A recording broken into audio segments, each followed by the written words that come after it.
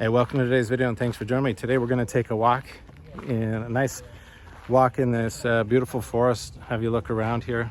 Beautiful area I like to walk in.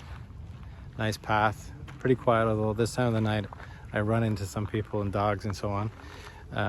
But today I'm going to share with you my thoughts, my opinion about CPP. You have so many questions around when is the right time for you to take CPP. You're asking me, should I take it early? Should I defer, take it later? So I'm going to get into that as to sort of the thinking around that. But I also want to share with you a side of my planning for 25 years for Canadians right across Canada, what I've experienced around CPP and just life in general. See, because about 15 years ago, I had 6,000 clients. And since then, I've been scaling down my business. As you know, I only work with people now that are 50 years of age and older, roughly. That's about where I like to work with people. It's around my age, so it's something that I love to talk about. My whole channel is dedicated to people in our timeline. But when I had that many clients, I had 5 to 8 death claims a month to do. So it occupies a lot of your time. And I learned a lot about death and mourning and understanding how families carried on afterwards with not enough money or having enough money, and the whole process. I learned quite a bit. But what I did learn, one thing, is that many of the people that were passing away did not pass away because of old age. That's a rare thing. Many people passed away because of heart attack, stroke, cancer, those top 3 things that we see. Then there's those unfortunate accidents that people face, things like getting in a car accident, or just really strange things like drownings. And I don't want to sound morbid, but life happens and people die unexpectedly.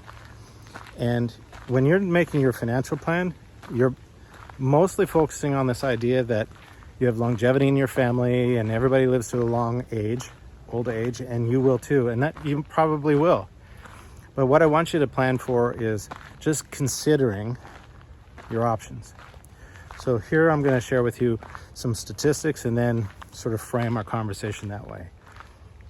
The average age of death in Canada for women is 83, and for men it's age 80, which is kind of surprising. The death rate has actually gone down in the last 3 years. I think we all know why. But what's alarming about that is many of you are doing your plans and you're thinking about deferring CPP to age 70.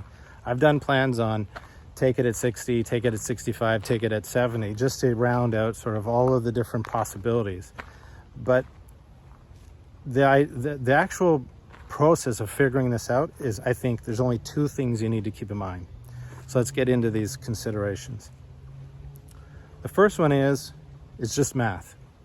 You're trying to figure out the math behind taking CPP at what age. And most of the time what you're doing is you're saying, I've got these assets and I've got this income streams. Maybe it's rental property, maybe you have a pension plan, and you're recognizing that if you don't do your withdrawals properly, you're going to have a clawback in old age security. So it's really about math, right? It's not really about that you need the income. It's about trying not to pay too much tax on your income. So I understand that part of it. And so that's why I say it's just math. Let's figure that out. The second part of it is longevity. You might have this old age longevity in your life, in your family's history, and that's good. It doesn't necessarily translate that will be your experience as well.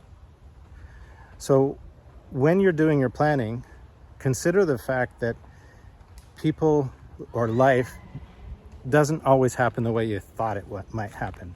When I'm doing 5 to 8 death claims a month back then, and I'm seeing what people are dying from, and I'm realizing that people are dying before they expected to. Some people are living longer lives, but you have to consider the possibility that that part of your life is not in your control. You can eat well, you can exercise, be surrounded by people that support you and nurture you, but at the end of the day, some things are out of our control. And for that reason, it pushes me to think maybe taking CPP earlier is better. But let me share with you this statistic.